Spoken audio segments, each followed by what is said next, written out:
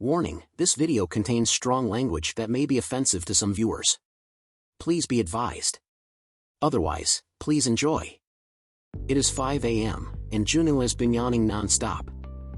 He had only 2 hours of sleep, and it's been 3 consecutive days of bad luck. He is thinking about how he has never been this busy, not even in his 100 days. Sang-hyuk wants to know why they don't just call them when they're done.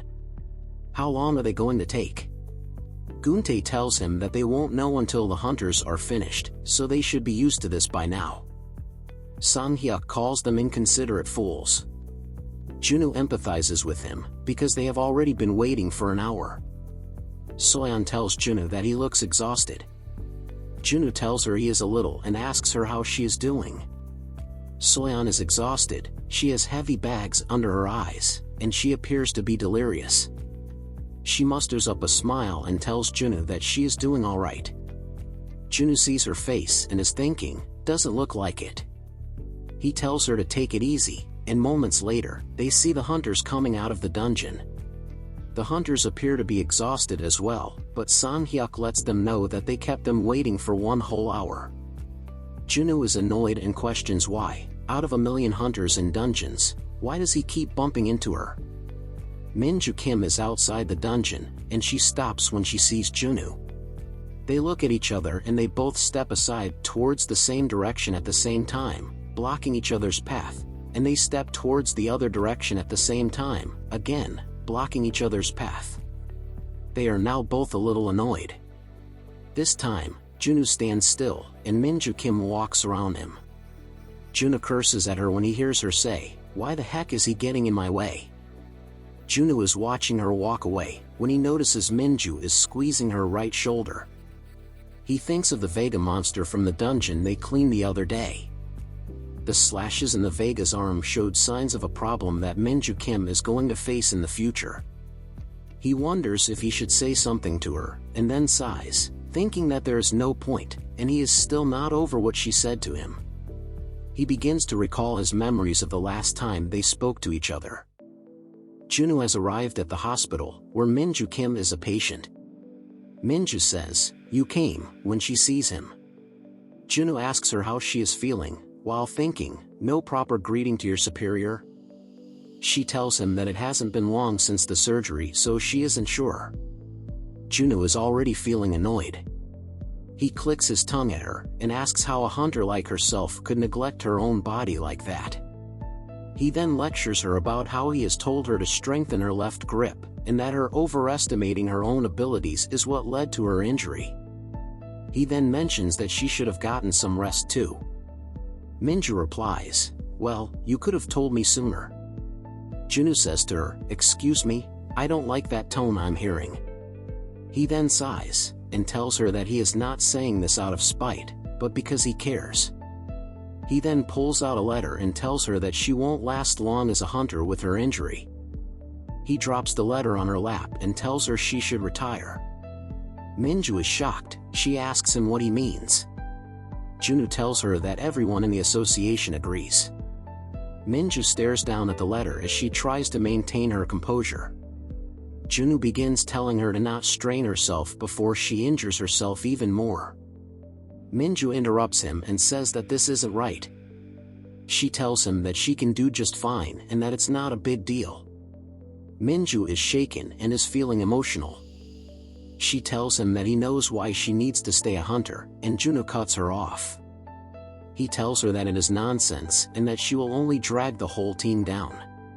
He tells her that the decision has been made and to just follow his orders.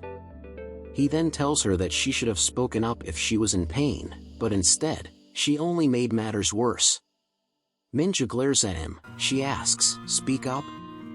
Juno answers her, "Yes," and he calls her a fool and tells her that he isn't that inconsiderate. Minju interrupts him and begins shouting at him. She tells him that she definitely spoke up, and she told him about her pain multiple times, and that she told him that she needed to go get checked. She recalls what he said to her, "You think you're the only one in pain?" Tears begin to flow, as Minju continues. She tells him that she had to suck it up and hide her injuries because of him, and now he is telling her to quit. Junwoo jumps in her face and begins shouting at her. "Bullshit, don't put the blame on me. Am I the one who fucked your shoulder up? You should be looking after yourself, not me. What kind of dumbass neglects her injuries just because she is told to?" Manhwa brushes him off and says it is whatever, and she is still capable. She tells him that with rehabilitation, she will recover, and Junwoo cuts her off. He asks her who is going to cover for her while she is gone. He asks her what she can do with that useless shoulder because she is a swordsman. He then mentions to her that if she insists, she can join the cleaning team. Manhwa asks him if he ever considered her as a partner. Junwoo is thrown off by her question. He asks her, "What?" He wonders what kind of nonsense she is asking. Manhwa apologizes to him and says that it was a stupid question. She then smirks and tells him that she was probably disposable to him anyway. Junwoo does not take her sarcasm lightly.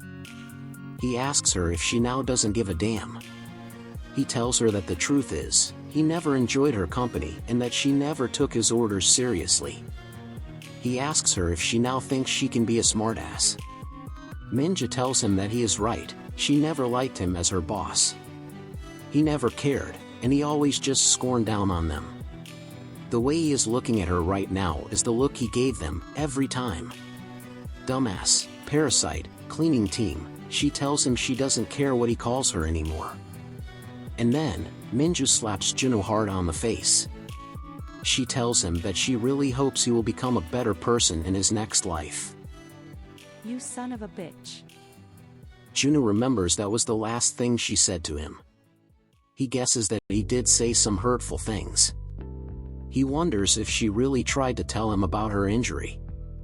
He honestly doesn't remember ever hearing about it. He is thinking that he probably told her to suck it up without giving it much thought. It's too late now, but she would have become a great hunter if it wasn't for the injury. However, he didn't think her condition would develop this early on. Junwoo is feeling a little annoyed. The situation is really getting to his conscience. He turns around and calls out to her. Manhwa wonders if he is talking to her. Junwoo stutters as he tries to tell her, "Strengthen her left grip." Manhwa is weirded out and confused. Junwoo begins to speak clearly. He tells her that relying on her right hand when she holds the sword is putting a heavy strain on her shoulder. Even though this current posture helps her attack faster, it will quickly wear out her shoulder. He tells her that she needs to use her left hand as support to help alleviate the pressure. She just needs to remember to use both hands to disperse the pressure. Manhwa says to him, "Oh. Sure." Junwoo sees the blank expression on her face and thinks, "Great, now she's thinking, what kind of nonsense is that cleaner babbling about?" He shouts, "Whatever, who am I to talk?" and he turns around and begins stomping his way towards the dungeon. He tells her to go get a checkup or whatever, it's none of his business. Manhwa watches him leave and wonders what all of that was about. The next day, Manhwa visits the hospital. The doctor tells her that she is lucky. Manhwa replies, "Pardon?" The doctor shows her the MRI scan and tells her that there is inflammation in her right shoulder. He says it's not too serious, but it can lead to a serious injury if left untreated. He tells her he will prescribe her some medication, but she will need to improve her posture. Manhwa asks the doctor what exactly he means. The doctor explains to her that her overall balance seems to be off right now, and she would need to strengthen her left grip. Manhwa is in shock and thinks about what Junwoo told her. The creepy cleaner said the exact same thing. Later that day, somewhere in the city, the cleaning team is completely exhausted. Junwoo wants someone to kill him now. Guntae commends everyone for doing a great job. Out of nowhere, Sanghyuk criticizes Junwoo that it's not the way to do it. Junwoo is confused and he asks him what he's talking about. Sanghyuk tells Junwoo that he can't keep his ex waiting on him like that, and he points to Minju Kim. She has been waiting, and Junwoo is wondering what she is doing here. Sanghyuk tells Junwoo that he can't keep his ex waiting on him like that. Junwoo is appalled. He wonders what Minju is doing here at this hour. However, his team thinks the situation is funny. They say she is his ex and that they should give them some space. Guntae tells everyone that he will see them tomorrow. Sang-hyuk tells Junwoo that it must be really nice to have someone waiting for them. After they leave, Minju walks up to Junwoo. Junwoo asks her what she wants, and he tells her he is exhausted and that he needs to catch the last bus home. Suddenly, she swings her sword and holds it to his neck. She asks him how he knew, and who he is. Junwoo is feeling agitated. How dare she put a knife to my throat? Minju asks Junwoo what is with the silence, and she demands him to answer her. Junwoo asks her about what? She says, my shoulder, and she tells him not to pretend like he doesn't know what she is talking about. Junwoo now sees what this is about. He guesses that she actually went and got it checked. He tells her that it was just a wild guess, and that he wanted to pull a prank on a hunter with stuff he read online. Minju questions him, online? She tells him that her sword skills are confidential, that they are not known to the public. She also mentions how he even seemed to know about her posture and the muscles she used. Junwoo is realizing that he made a mistake, because all the points she stated are true. He is beginning to regret getting himself involved. He knows that Minju's swordsmanship is exceptional, and information about it is not something that a dungeon cleaner could get his hands on. Junwoo is concerned that, if the association hears about this, they might think he is a spy. He decides to just be straight with her. Junwoo tells her that he saw the sword marks on the carcass. She asks, the sword marks? He tells her yes, and that there were plenty, but some stood out more than others. He explains that the cuts made by the vertical slashes supported by her right arm were deep, and that the other subsequent cuts were significantly shallow, and that is how he knew her left-hand grip was weak. Junwoo goes on to explain that Vega is a boss monster whose only strength is its agility. It is otherwise not a great threat. Counterattacking the Vega's quick attacks is a well-known strategy, and yet, he couldn't find any signs of such attempt on the carcass. There is no way for someone like her to not be aware of the strategy. So, he figured she wasn't in a condition to catch up to the Vega's speed. Minju is taken aback by Junwoo's analysis. She realizes everything Junwoo mentioned is true. She lowers her sword, and she tells him that she did feel momentary pressure on her shoulder. Junwoo tells her that she probably didn't think much of the symptoms before, but, as a swordsman, she must have felt that something was off during battles. Junwoo is thinking that, even though he is not a swordsman, he is able to relate and provide advice, because he was an all-class hunter, the first and only. Minju tells Junwoo she knew it. And suddenly, she grabs his shoulder and looks at him with eyes full of admiration, and she asks him if he is a freelance hunter. Junwoo is astounded, and he tells her she is speaking absolute nonsense. Minju cuts him off and she tells him that she has heard that there are several in the city, and that there are A-rank freelance hunters, hidden masters with acclaimed skills who appear only in highly difficult dungeon conquests. She then asks him if he is a high-ranked hunter from the civilian guild instead. Junwoo asks her what she is talking about, and he says he is no hunter. Minju is shocked. She asks him what he is then. He asks, can't you tell? I'm a cleaner. Junwoo tells her that should answer her question, and that he needs to get going now. As he walks away, he is thinking that it is obvious what she wants. She probably planned on profiting off him if he turned out to be a high-ranking hunter. However, he is just a pathetic dungeon cleaner at this moment. He no longer wants to have any business with her, and suddenly, he hears, thank you. Junwoo quickly turns around to look at her. He is completely surprised and taken aback. Did she really just thank me? The Minju Kim, thanking me? Minju is feeling bashful about something she wants to ask of him. She says to him, by the way, if you don't mind. The next day, Minju is at the association office to meet with her superior. Her superior asks her if she is really requesting a vacation, because she is asking out of the blue. Minju affirms, and she tells him that the support team also thinks she needs some time to rest. He asks her if it is because of her recent medical evaluation. She answers yes. He thinks that it is silly, a vacation for some shoulder pain? Her superior's name is Soo-Young Lee, and he is the head of Strategy and Operation Team 1. Apparently, he is only 5 years older than Min-ju Kim, and he pulled some strings to get his position last month. He tells her that a vacation for such a reason would be unthinkable back in his day. Min-ju tells him it could also be an opportunity for some personal growth.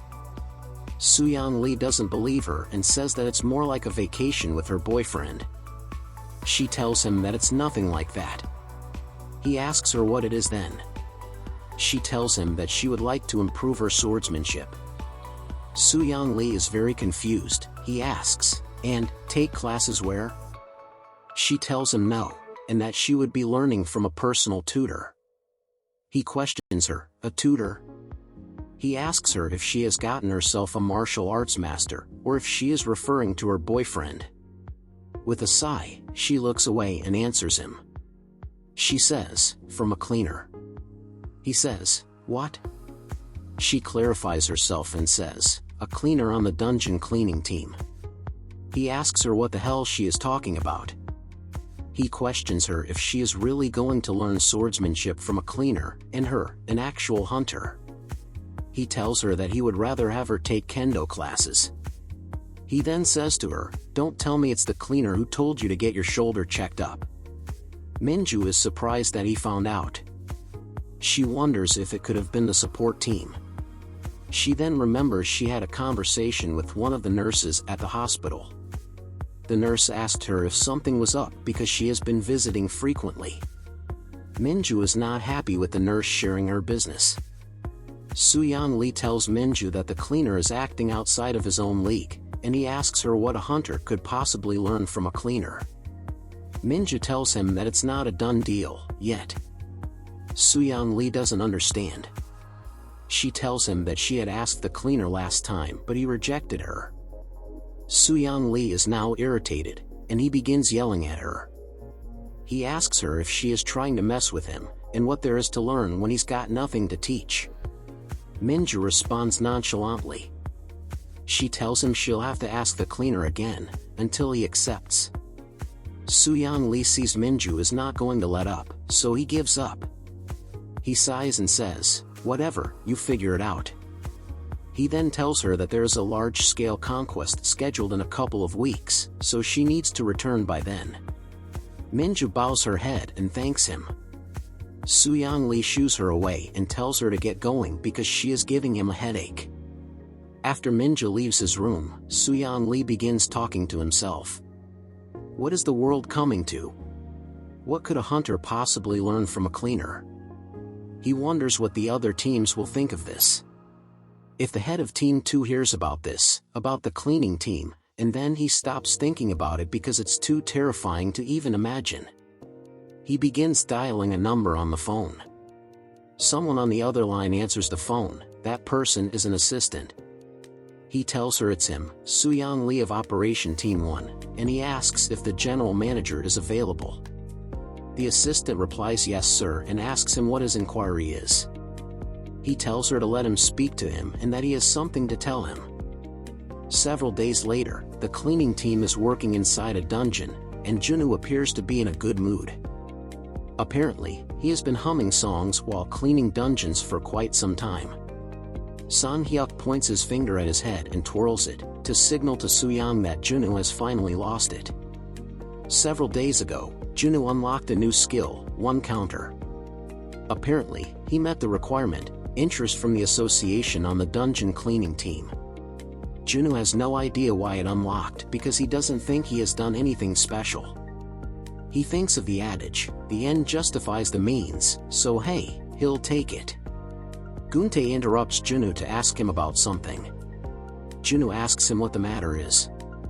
Guntae tells him he doesn't want to impose or question his personal life, and he points his finger and asks him what she is doing here. Junwoo tells him that he brought her along. Guntae remarks, yeah, you don't say, because it sure as hell wasn't me. Junwoo tells him that they don't know when Heejun will be back, so he thought it would be nice to have an extra pair of hands. Guntae tells Junwoo, yes, that may be true, but she's a hunter. He is worried about the association hearing about her doing the dirty work with them. Guntae asks Junwoo if he is listening. Junwoo wasn't too thrilled about bringing Minju along either. However, a few days ago, Minju gets down on her knees and begs Junwoo to teach her the ways of swordsmanship, and she calls him Master. Junwoo is stunned. He wonders if she has gone nuts.